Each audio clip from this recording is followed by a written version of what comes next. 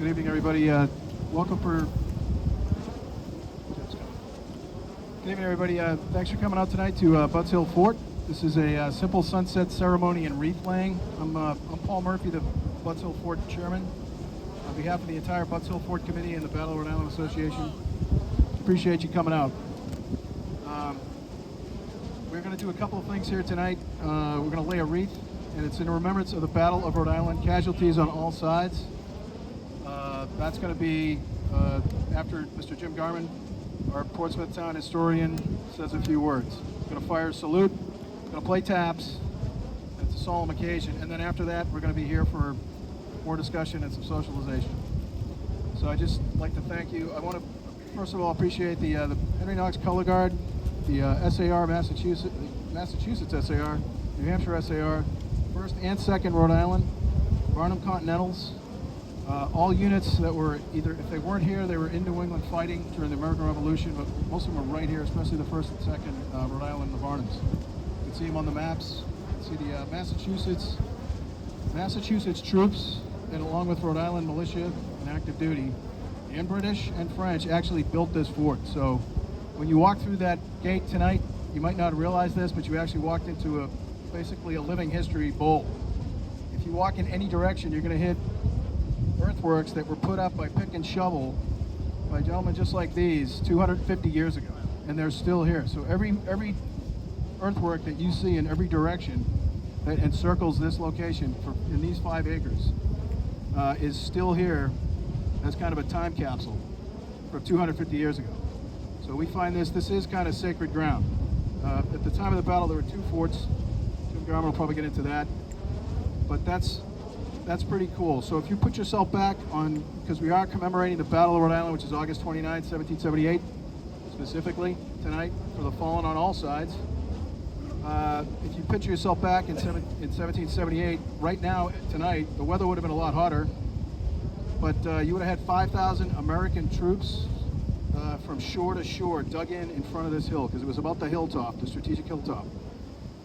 Across the valley at Quaker Hill, Turkey Hill, and Elmy Hill, there would have been 5,000 Hessian and British troops dug in looking this way, firing at each other. So this fort, for whatever, the sake of argument, this fort actually did what it was supposed to do, which was basically make the British think that they were never going to take this place if they attacked, so they didn't try. So it did its duty by just being a deterrent effect. But the battle itself, the headquarters of Sullivan was right in here. We are restoring this fort, as you can see. We'll go into that now. We can talk afterwards. But this is that kind of sacred ground. So it's Butts Hill Fort. It's the hilltop itself. But tonight is about the Battle of Rhode Island, the fallen, again, from all sides, British, German, American, Continentals, and militia. So that's what we're here to do. We're going to lay a wreath. We're going to play taps at the end. I'm going to turn it over now to Mr. Jim Garman, Portsmouth Town Historian Emeritus. He's going to say a few words. Thank you, Jim. You got it.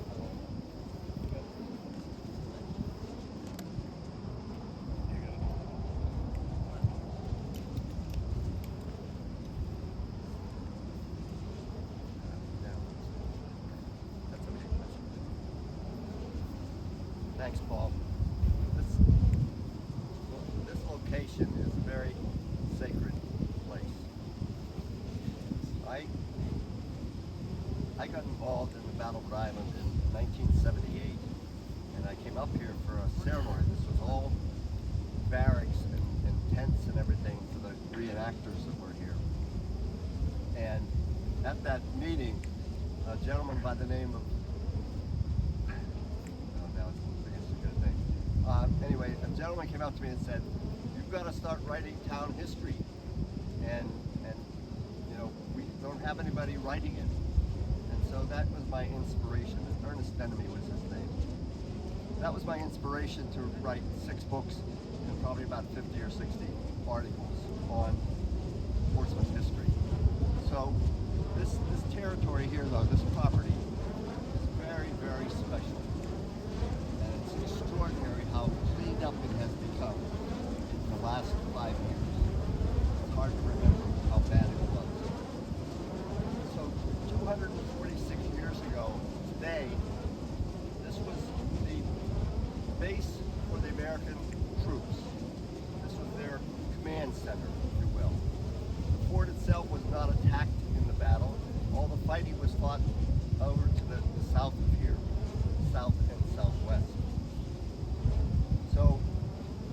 effort by the British to push the Americans off the island, and vice versa. And so that was in 1778. It's a very strategic location. It's the highest point on the island geographically, and it was the headquarters for General John Sullivan, who was in command of the American troops here.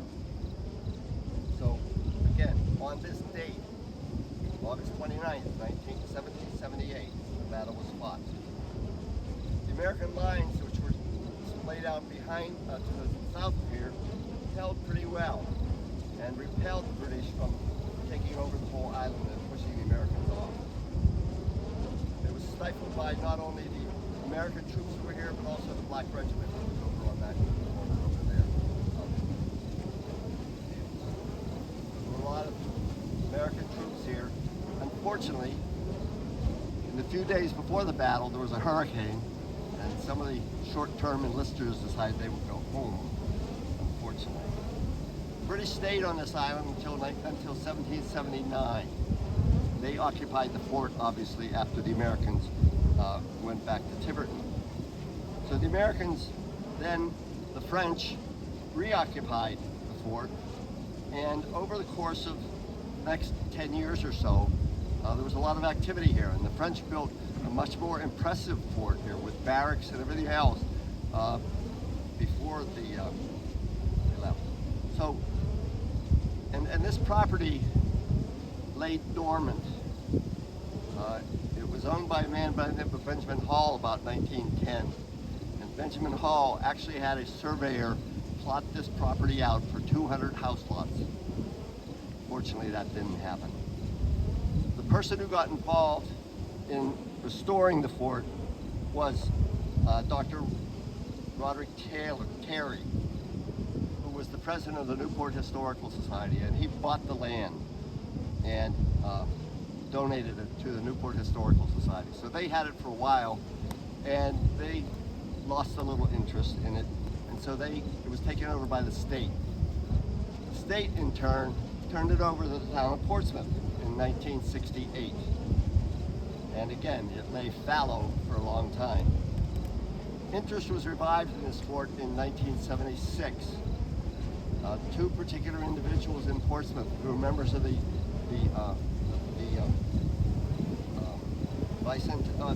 members of the anyway, one of the commissions that dealt with land in the town. Steve Foscarino and George Thurston. I have some pictures of them up here in 1976 with nothing here except a broken flagpole in the middle. Anyway, so that revived some interest in it, and they did a lot of work on restoring it. The property was listed on the National Register in 1973, which is a great honor, and it also became a National Historic Landmark in 1974. So it's pretty well protected, although sometimes you have to wonder with the federal government. It survives today as the largest remaining Revolutionary War site in southern Rhode Island, and that's really special. Southern New England, I'm sorry. So that's very special. Efforts to restore this fort began in 2020, and through the amazing restorative efforts by a committee led by Paul, it really is well on its way to a great survivability. It's very special. The sad thing about it is not many people in Portsmouth know it's here, and so we have to do more publicity with it, but it is something that's very, very important to Portsmouth history. So, tonight, 246 years ago, this day, this was the command center for the American troops in the Battle of Rhode Island. And we should really honor that, and we should honor them, and honor the Butts Hill Fort Committee that's working very hard right now to improve this place and clean it up. It's made enormous progress in the last couple of years. So it's really great. Anyway, so enjoy it, walk around it, look, take the sight lines. We're hoping to take down some more trees so we can see sight lines, so we can see Turkey Hill, so we can see Tiverton and so on. some of that's going to happen, but it's a real treasure to the town of Portsmouth, and we need to really honor it very much more. Thank you.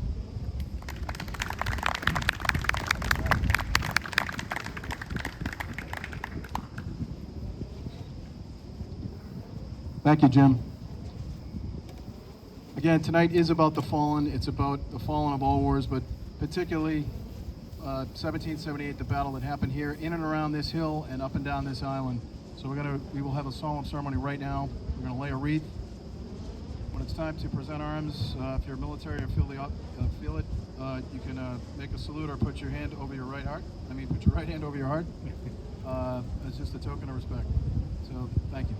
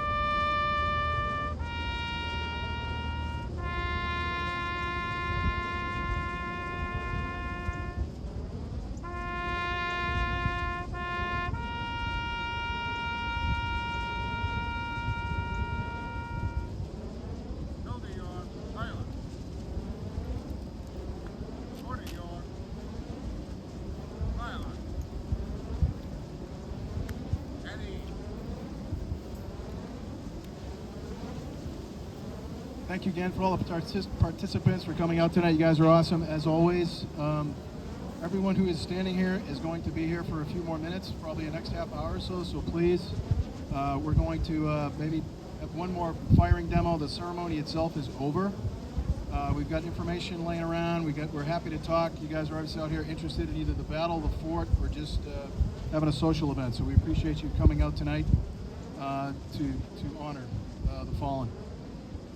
Gentlemen, I turn it over to you. If you guys want to fire another volley, I don't know if you want to do that in an organized fashion or just do it. I'm going to turn it over to Seth. Is that good? Let's do it. Thank you, everyone.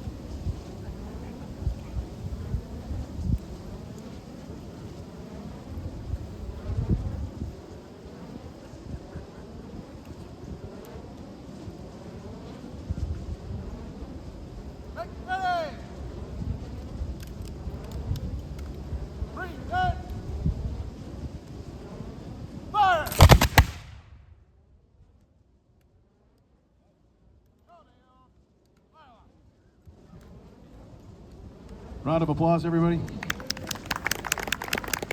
That was absolutely fantastic.